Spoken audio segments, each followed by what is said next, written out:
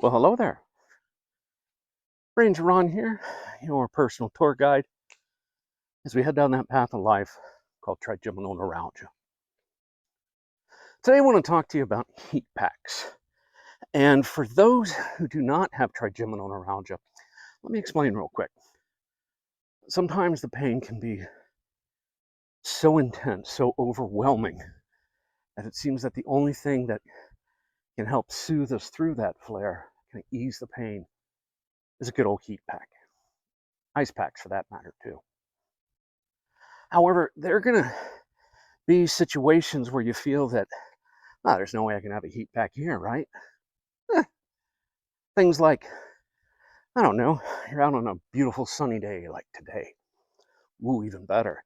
How about a cold, wintry, windy day? No heat pack there, right? Passenger in a car, passenger in an airplane. No can do with the heat packs, right? Ooh, power outage. Ooh, that's a bad one. Definitely no heat packs there, right? Wrong.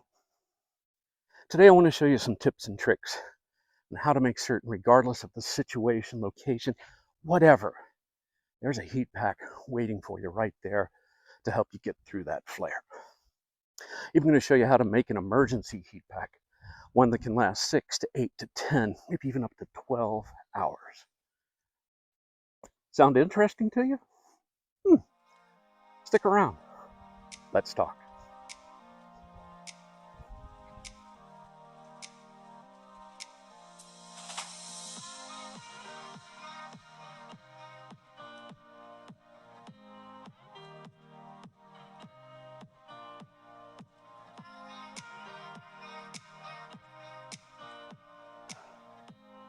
All right. Welcome back, folks. Now, I just want to cover one or three things here very quickly for you.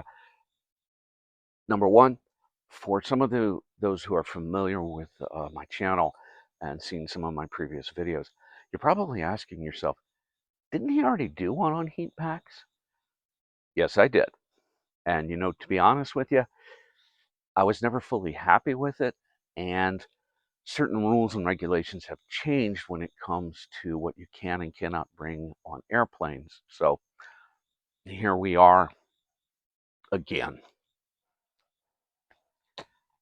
Second, if there's a particular heat pack that you're really mostly concerned or interested in finding out about, I have put timestamps down below in the description box. So say you just want to find out about how to make the emergency heat pack, go down in the description box. There'll be a timestamp. Push that, it'll take you right over to that part. I won't be offended if that's the only thing you watch. Okay. Third, going along with the names, these things get hot, folks. And I mean hot. Use some common sense. The average heat pack that you can get usually runs around 140 degrees Fahrenheit, 60 degrees Celsius, or higher. And if there is no sort of protective barrier between you and the heating element, you can easily burn your skin. And we already have enough nerve damage as it is on our face. But let's not add to it by cooking our face. Deal? Good. So I want to first start off with some of the more basic heat packs that a lot of people use. And we'll kind of graduate on to other different types of heat packs to help you out in certain situations or locations. All right, let's start off with one of the simplest ones. Now, this is one that I don't use, but I know a few people with trigeminal neuralgia who swear by them. And that is just a simple heated steamed towel. What you want to do is you just want to get this thing sopping wet and either fold it in quarters or roll it. Wring out a little bit of the excess, stick it in the microwave for however long it takes to get to that desired temperature. Every microwave is different, so I don't want to give you a time. But with that, you can kind of place it where you need it. Now, for me and my injury to the nerve, Bobo decided to damage really all three branches. So this is something that I don't use that often. because I really can't put it on my face. But for back here at the neck or around the temple area, yeah, it will help. What's really nice about these is you can just use them over and over and over and over again. Uh, if you do use these, though, one thing that I would recommend is get yourself one of these. This is a spa steamer, and they come in different price ranges all over the board. The cheapest one I found was about $40. And what's nice is they have timers that you can use them. That way, whenever this gets a little too cold, then you can just put it in, grab yourself another one. Do give yourself a break in between all of these heat packs, heating elements. Again, you don't want to cook your face with it. But that's really one of the easiest ones. Another easy one is your handy dandy hot water bottle. I used to be a park ranger, so I had to get the one that has a bear on the face. Why? Because of me. You definitely want to have some sort of protective barrier between this and the hot water bottle. These things can last easily 8 to 10 hours. This is not your emergency heat pack, but it is nice to have as well. And just like with the steam towel, I generally will put this right here at the crook of my neck, kind of lean into it, and just kind of use that as a secondary pillow. Now, for these, if you're interested in getting these, what I really recommend is get one with a hole right there on top of it. And one reason why I recommend doing that is because trying to fill these things up, you're dealing with boiling water. And there several times I've actually pulled it onto my hands and I've gotten some severe burns on my hands. So what I realized one day is if I have a hole right here, why don't I just take 2 pieces of wood, slap them together, put a hook onto it, and that way when I'm filling it, it's pretty much hands-free. For those who watched the sleeping tips video, I talk a little bit about this as well. Comes in really handy. Now, I have 2 of these, and I have 2 electric kettles. I keep one set down in the kitchen, and then the other set is dedicated in the bathroom right next to my bedroom. That way I don't have to get up and slog my way all the way to the kitchen. I have something there within a relative distance from me. What's really nice is the secondary electric kettle I got it at a thrift shop for maybe like $5-10. You can get them online for 20-30 bucks as well. Those are 2 that people use, but generally when people think of trigeminal neuralgia, they usually think of something like maybe a moist heat pack. I love my moist heat pack. This is my go-to. They come in all different shapes and sizes. Some are scented. This one I really love because I can actually put it right back here and just kind of help me with that. And I also have a secondary one that I pop right up to my head. And just like I talked about in the sleeping video, I keep a cheapy microwave right there at the foot of my bed, so I don't have to go very far at all. This one I got for about 50 bucks. Now, these are not cheap. You can use them over and over and over again, but eventually the filling material might burn, a seam might open up, and at that point, it's time to retire your heat pack. You really have 2 options. You can go get yourself another one. Again, they're not exactly cheap. Or you can go the inexpensive route, which simply uses a sock and a bag of rice. All you need to do is just empty the rice into the sock, tie it off. Now, I don't recommend using like hair ties or rubber bands or twisty ties or even just regular cloth. Sometimes, especially with those the rubber, the hair ties, and all of that, they can melt. They can get extremely hot. Put that on your face. You don't want to burn your face. But yeah, just tie off the sock, and you're good to go. Another one that a lot of people like to use are electric heat pads, and electric heat pads are not my go-to, but an electric heat pad is my favorite because this electric heat pad is very, very special. This heat pad is a USB heat pad. See that? All over the world we have different electrical sockets. And when you visit different countries and they have different electric sockets, you have to get an adapter for your stuff. USBs are international, baby. Wherever you can plug your phone, you can plug this in. What's really nice too is a lot of new cars, they have USB ports. My car is actually 10 years old. It has a USB port.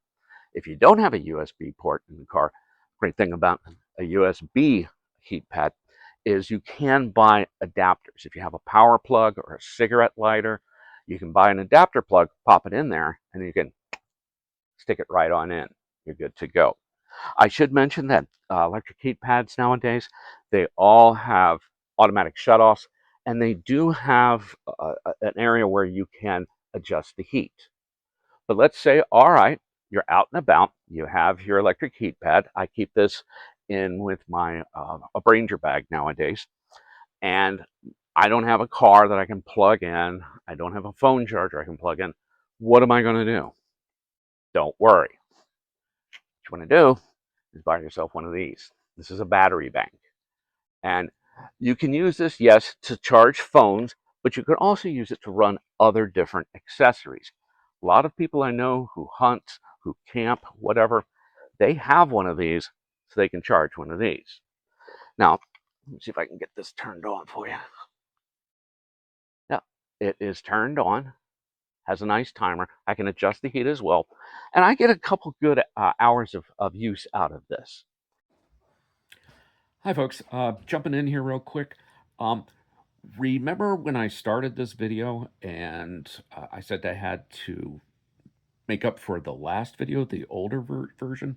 Well, you see, in the older version, it said that you could take battery banks onto planes, but then they changed the rules, and that's why I made this video. Well, guess what? Now you can bring them back onto carry on luggage, but carry on only. They do not want you to put the battery banks in your checked bags because sometimes some of the real cheapy battery banks can actually overheat, get warm, catch fire. That's not exactly something that you want to deal with. So, if you decide to get a battery bank, which I wholeheartedly and strongly recommend, make certain you don't go the cheapy route. But yeah, these can go on airplanes too now. So that USB heater, man, it's a godsend. So I cannot tell you more enough. You need to get one. All right. Back to the video. Don't worry about that because guess what? A lot of airplanes nowadays, their seats have a USB plug into it. Because, hey, we're in the 21st century, and you can sit there right in your chair and plug that right on in. You're good to go. Not my go to, but my favorite. I love my USB heat pack. All right, let's move on. Say for, yeah, almost forgot. You can get uh, electric heat pads that are chargeable, has the battery already inside of it. You just plug it in the wall, bring it up to charge. And those are nice. You usually get the same lifespan out of it as you say would a moist heat pack. For me, that's just not too long to use. I still have one. I don't use it that often, but I do kind of primarily keep that, say, in my car. If I don't have, if I forgot and I didn't have my moist heat pad, which I don't, because I take it with me in my Brainger bag. But one of those just sort of secondary just in case situations. But let's go into those little just in case situations. Let's say you're not at home, you don't have access to a microwave, you don't have access to a a tea kettle, you don't have any sort of power supply to plug in your electric USB pad. You might think, all right, I'm in a situation I I don't have anything, right? Wrong. What I want you to do is invest yourself in a couple of these little things. These are chemically activated liquid heat pads. They're primarily used for heating your hands. And what's really nice about these is there is a little metal tab inside of these. And if you bend it, you'll hear it snap. It won't break, but you'll hear it snap, and pretty much instantly a chemical reaction will occur where this little guy will crystallize and become hard, and it will pump out a lot of heat almost instantly. All right. The ones I have are rated at about 130 degrees, still below that 140 degree Fahrenheit, 60 Celsius mark, but it still is very hot, and you could still get burned on that. So what do? I go back to my handy dandy sock, and I just put these inside. Usually I'll do about two of them, and then I'll have my heat source to help me get through to wherever I'm trying to get to. Uh, these usually last the same time around as a moist heat pack. Some I've gotten maybe 45 minutes to an hour if I was lucky. Now, these are not allowed on airplanes. I got to let you know right now, these are not allowed on airplanes because it's a liquid. And, excuse me, just like the moist heat packs, all different shapes and sizes and whatnot. I got a frog in my throat. Hang on. I always like to do these in one shot, so sorry about the break. But yeah, these usually last about the same time as moist heat pack. You cannot, they do not allow these on airplanes primarily because it is a liquid. You can reuse these at least because once they get hard, they get hard. And to return it back to its liquid state, all you need to do is boil a pot of water and put them in. You generally buy these in packs. I got this, I think I want to say a pack of 6, a pack of 8. I really can't remember. And what I do is I wait till I get about maybe 2 of the ones where they still have the goo in them. And then I'll take the others, drop them into a bottle or drop them into some boiling water. It takes only a few minutes, and then I take them out and cool down. They do need to be at room temperature, so it does take a little bit of while for them to get ready to be used again. But these are great in a pinch. Just remember, cover them with something because these guys really do get hot. All right, in the final stretch here. Let's say that we are in that situation where we are at home or on a car or in an airplane, doesn't matter. We don't have access to a microwave. We don't have access to a tea kettle. We don't have access to a USB port or a battery bank. We don't have one of our GUI things here. You would think that you're pretty much out of luck, right? Wrong. Let's talk about the emergency heat pack. It's an old Ranger trick. When we would be out in the cold, because that's what we do, we're park rangers, we stand in the cold and other elements, and we are freezing. And what we do to help warm ourselves is to use sort of an extended variant of these goo ones, but it's not goo. These are air activated hand warmers. All right. Now they come vacuum sealed into a bag. Once you open them up, almost instantly they'll start working. Give it a little shake, it'll start working. Now these can easily reach 150 degrees Fahrenheit up to 160 degrees Fahrenheit. So we're looking at 60 to 66 Celsius, if I do my math correctly. Now, about these, since they are air activated, you don't want to put them into a thick cloth like this. You need to use a thinner material so that it can actually breathe. And in my Brainger bag, I have 2 uh, uh, neck socks that I can use when it's cold and windy, things like that. I'll put a neck sock on. I'll bring it up here to my nose. It's not hitting my trigger spot right here. You can also use like cloth napkins, bandanas, whatever. You just want to be able to tie it up, but don't tie it up so it's completely knotted. This thing does need to breathe. And what's amazing about these is these can last, look at that. Some of these last up to 12 hours. You will find some that are marked as 6, 8, or 10. They're making some nowadays that can go a whole 16 hours, which just blows my mind. I will be honest, 12 hours with mine, I'm able to get maybe a good 8 or 10.